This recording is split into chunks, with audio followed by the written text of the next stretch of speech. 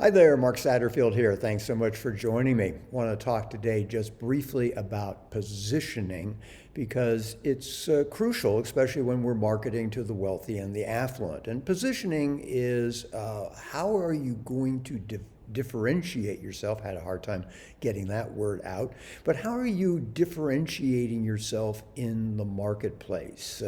How are you standing out compared to the other people who do the same thing that you do?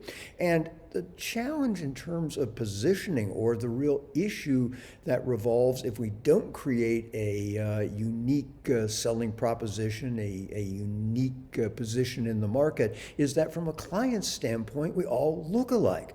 It's not that you are bad, it's not that you're less effective, it's just that you get stuck in the middle of that bell-shaped curve. So the real key in terms of developing that positioning is not only what do you do. We're all pretty good at figuring out what do we do. But the trick, the secret sauce, is then how do we align that with the needs, hopes, wants, fears of the target market that you're going after. And this is particularly important when that target market are the wealthy and the affluent.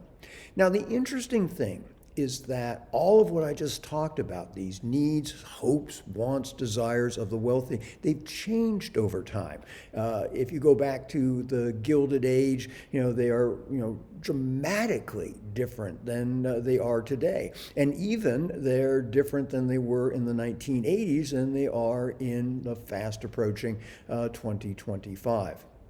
And that's one of the reasons why I wrote The Gilded Revival, to give those of us who market to the affluent a historical sense for how these attitudes have changed, and as a result, enables you to get into the mindset of the wealthy and the affluent and do a better job of positioning your products and services in a way so that people pay attention to you.